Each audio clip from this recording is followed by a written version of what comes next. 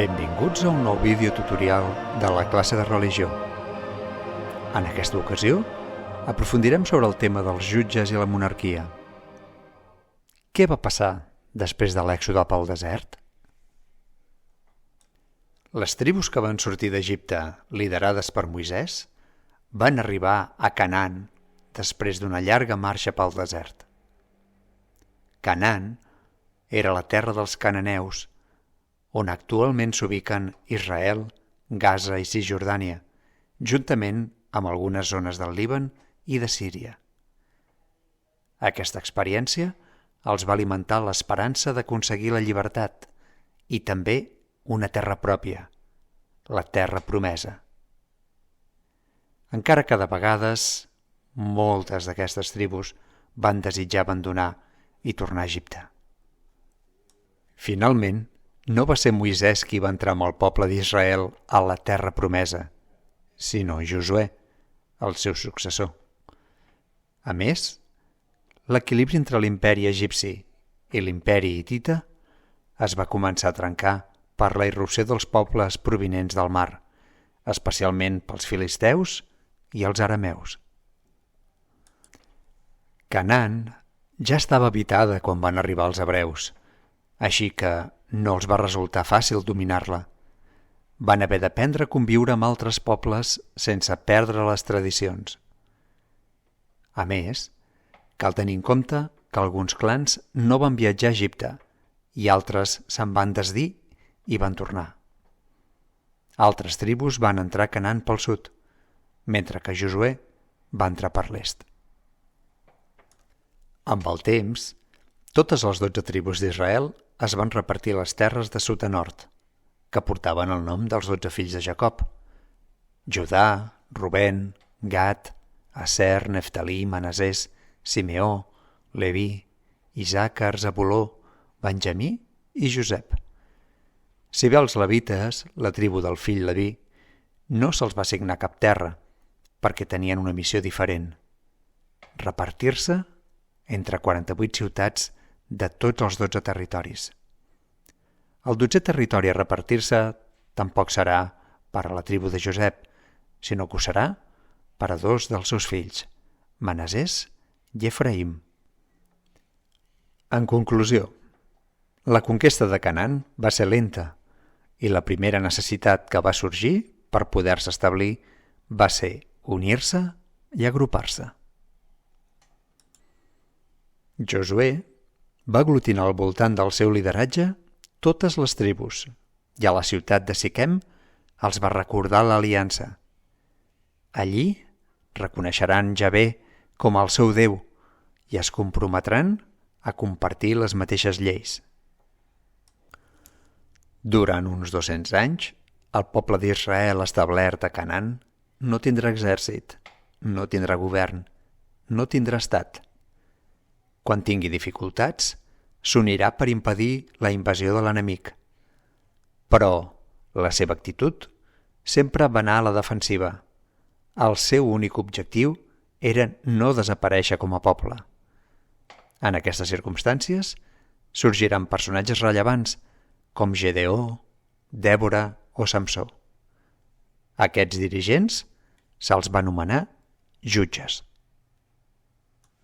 A la Bíblia s'esmenta curiosament a 12. La seva fe comuna en Javé i en les tradicions els va fer mantenir la seva identitat com a poble. Tot i això, algunes tribus no van poder solucionar els seus problemes davant dels enemics, que estaven millor organitzats i van haver d'abandonar el seu territori.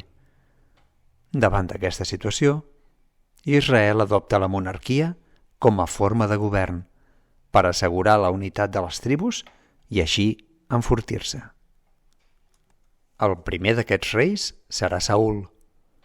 Saül va aconseguir unificar les terres, va aconseguir que el poble es comencés a identificar amb un rei. No va poder derrotar els filisteus i va morir en enfrontament amb ells.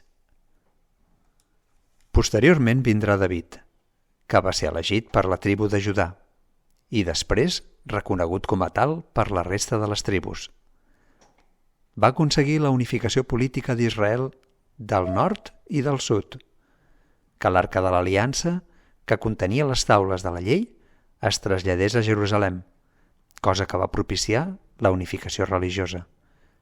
Va crear també la primera administració, amb exèrcit, ministres. Va arribar fins i tot a ampliar la frontera del regne. Així que podem dir que amb el rei David es crea un estat. Posteriorment vindrà Salomó. Salomó és fill de David i és presentat a la Bíblia com a savi i constructor del temple en memòria de Javé i del seu pare. En l'àmbit polític va aconseguir aliances externes i va aconseguir desfer-se d'alguns enemics. En l'àmbit cultural començarà la cultura escrita i ell ho fomentarà. A més, construirà, com dèiem, el Temple de Jerusalem. En economia, augmentarà el nivell de vida d'Israel gràcies al comerç i l'explotació de mines.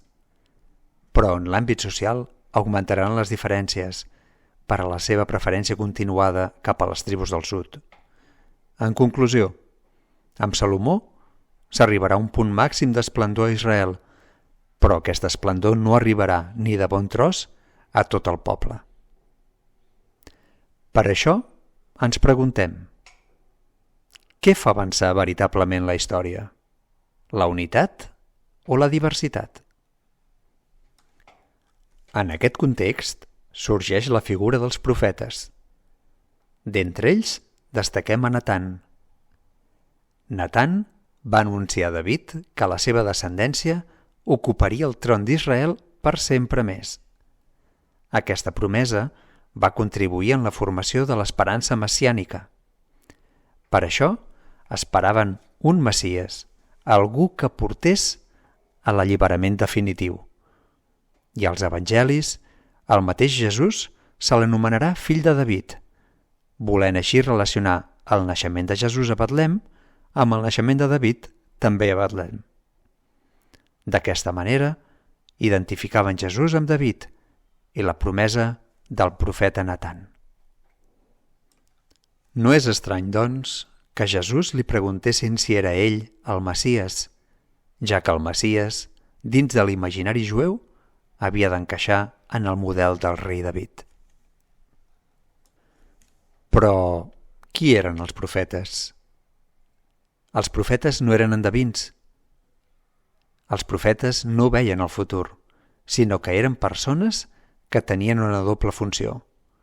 D'una banda, anunciar l'arribada del Messies, anunciar que Déu mai no abandonava el pobre, que havien de mantenir l'esperança en un alliberament definitiu. D'altra banda, denuncien les injustícies produïdes per l'allunyament de Déu.